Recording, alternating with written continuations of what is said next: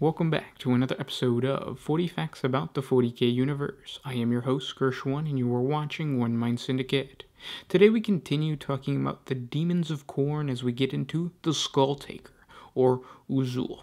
If you're new to the channel, subscribe. We post Warhammer 40K content every single day, and if you have any suggestions, please comment down below. But with that said, let's get into 40 facts on the Skulltaker. The Khornate demon, Uzul, is one of the most infamous bloodletters to have ever been encountered by the Imperium. It is said that when Khorne created Uzul, the first thing the demon did was decapitate a fellow bloodletter, thus pleasing the blood god immensely. So began an existence of decapitation that has spread terror throughout the realms of chaos and real space.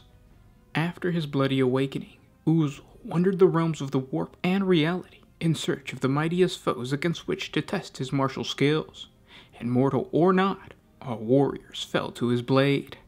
When the bloodletter took his 888th skull, the demonic champion in the making was chosen by his god to enter the Skull Pit, the proving ground for all Khornate bloodletter champions.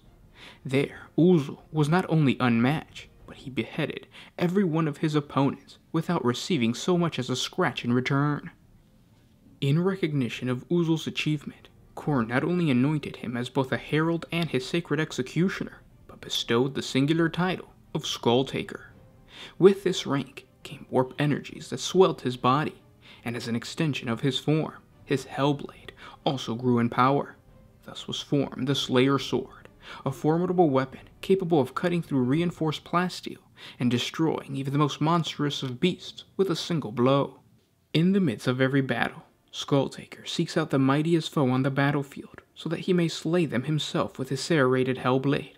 A duelist beyond compare, Skulltaker weaves his blade in bloody crescents that dismember but rarely slay.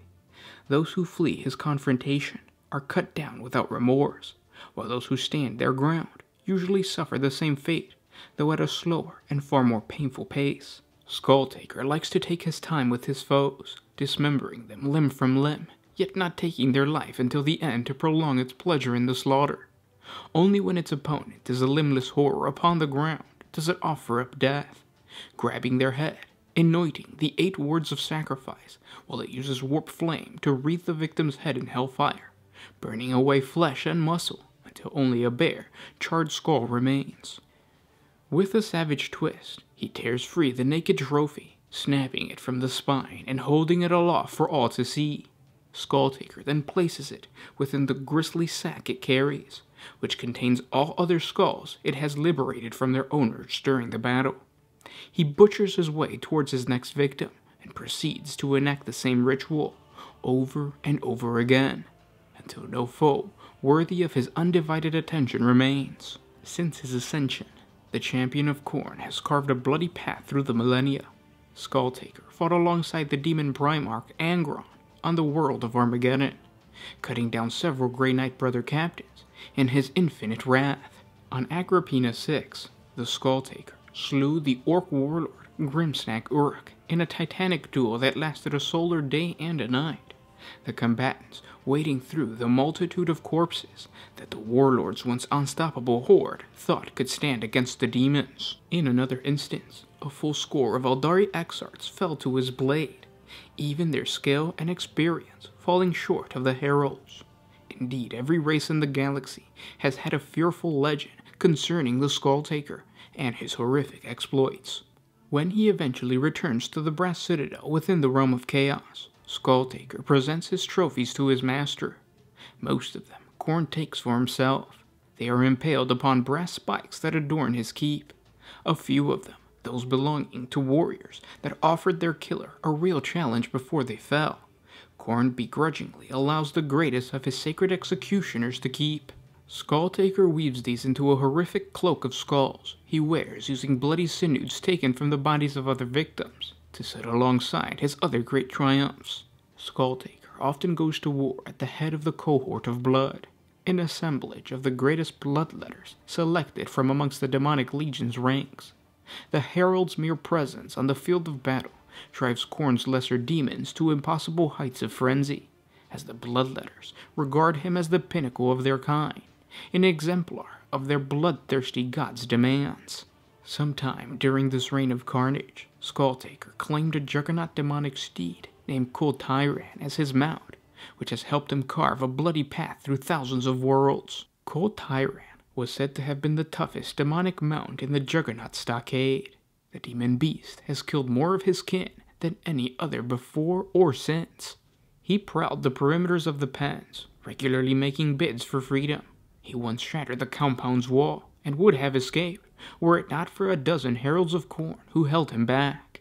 Skulltaker selected Skulltaker from the pack when the sacred executioner witnessed the beast goring 3 heralds at once. Since then, the pair have regularly erupted from the warp to harvest a bounty of skulls for the blood god. They have dueled others on countless worlds in the mortal realm, never yet losing a challenge. While Skulltaker decapitates his foes with the Slayer sword, Skulltaker tears into the armor as if it were soft flesh, and flesh as if it were ash. So pleased is Khorne with the pair's bloody work, that while in the Immaterium, Skulltaker is the only juggernaut permitted to prowl the smoke-choked passageways of the blood god's brass citadel, as its reward for engaging in unbridled destruction. And those were 40 facts on the Skulltaker. I hope you guys enjoyed this video. If you did, don't forget to share it with your friends on Facebook, Twitter, Reddit, whatever social media you guys use. When you guys share it on those sites, it helps out the channel. You're basically telling YouTube, hey, I like Warhammer 40k content so much that I want to share it with people on other platforms. And then YouTube says, oh, really? Well, then let me give you more. So in a way, it's kind of helping you, and it's helping you to get good feedback from YouTube, or good suggestions, I should say, from YouTube, because then YouTube says, oh, all these videos have the tag of demon and bloodletters and Skulltaker, so let me show you some more hardcore Khorne chaos goodness. So it works out for everybody. The Skulltaker is like your stereotypical like demon of Khorne. He is bloody. He is just scary when you actually think about it. He cuts off limbs, leaves you alive to the very end, and then just burns your face. There's a video once that I watched, and it said that like the worst way to die is to be burned alive.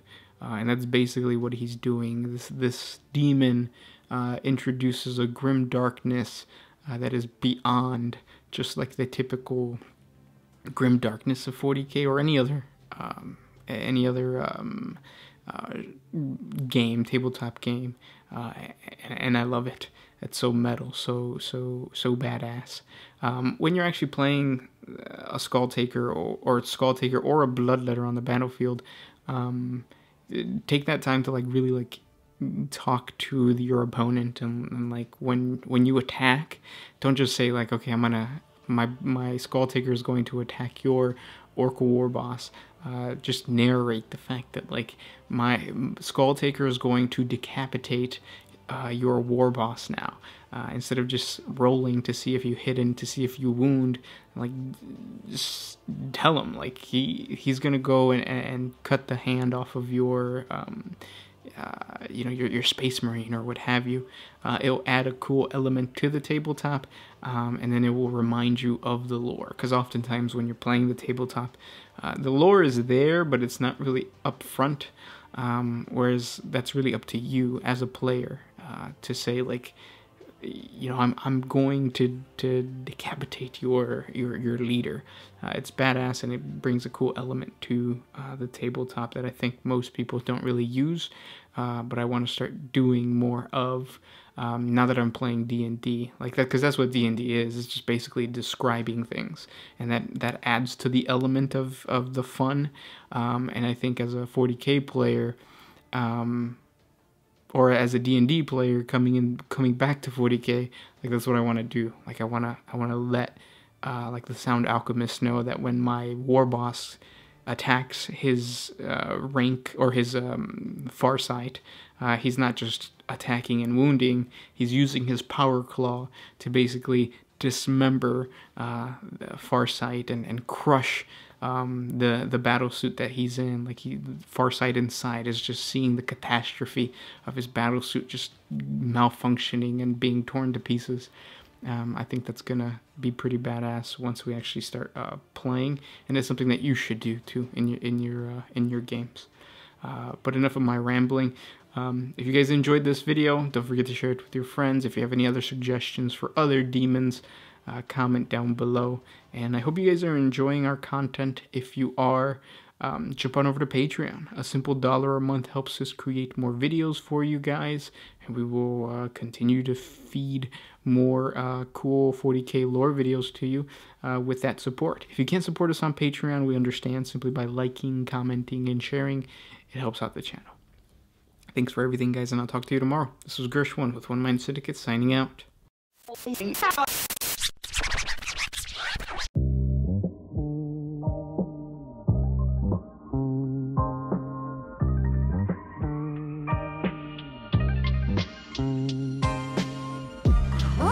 used to put my freedom